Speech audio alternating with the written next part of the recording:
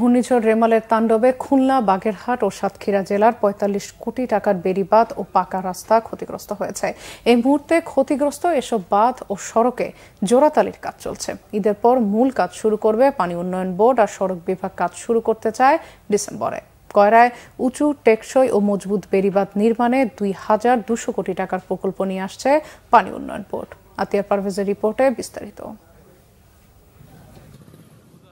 খুলনার কয়রায় ঘূর্ণিঝড় ও জলোচ্ছ্বাসে ক্ষতিগ্রস্ত হবে না এমন উঁচু ও মজবুত বেড়িবাঁধ নির্মাণের উদ্যোগ নিয়েছে পানি উন্নয়ন বোর্ড।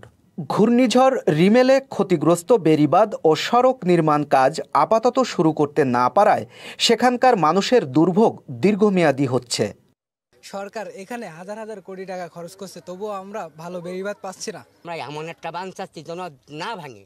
কয়েকবার বছরে 3বার ঘর দরজা ভেঙে যায় আমাদের, তো আমরা কি করে বাস করবো আর কি করে খাওয়া বাচ্চা কাচ্চা নিয়ে। আমাদের বেড়িবাঁধ এবং রাস্তার যে বেহাল দশা, তা প্রতিনিয়ত জীবন যুদ্ধ করে আমাদের বসবাস করতে হয়।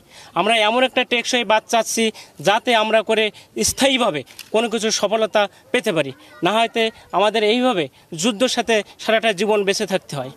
ভেঙে যাওয়া বেড়িবাঁধ ও সড়ক নির্মাণ নিয়ে আশার কথা জানালো পানি উন্নয়ন বোর্ড ও সড়ক বিভাগ।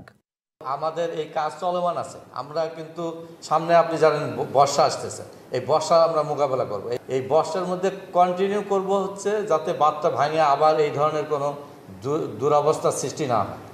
এই জন্য আমরা কাজটা কন্টিনিউ করব। বর্ষাটা বেরোলে ড্রাই সিজন যেই পাবো তখন সুন্দর করে ফেলবো। দরপত্রটা প্রক্রিয়া করে রাখতে পারবো ঈদের আগে বা জুনের মধ্যে, যাতে নতুন অর্থবর্ষের পূর্ণদমে কাজটা শুরু করা যায়। তাতে করে আমাদের পুরোপুরি কাজ শুরু করতে কমপক্ষে 1-1.5 মাস সময় লাগবে আসলে। আর আপাতত আমরা বিভাগীয় মেরামতের মাধ্যমে রাস্তাগুলোকে সচল করার জন্য যা করণীয় সেই কাজটুকু করবো আমরা।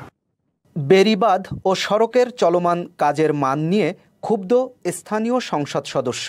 কয়রার যে বেড়িবাঁধটা কয়রা এলাকার মানুষের প্রাণের দাবি, সেই দাবির প্রেক্ষিতে এই কয়রার বেড়িবাঁধটা সংস্কারের কাজ চলমান, কিন্তু সংস্কার সম্পূর্ণ নয়, বরং সম্পূর্ণ তো নয়, অসম্পূর্ণ অনেকখানি। সবেমাত্র কাজ তারা শুরু করছে, কিন্তু কাজের গতি অত্যন্ত ধীর। ঘূর্ণিঝড় ও জলোচ্ছ্বাসে টিকে থাকতে পারে এমন সড়ক এবং বেড়িবাঁধ নির্মাণ চান খুলনা অঞ্চলের উপকূলবাসী।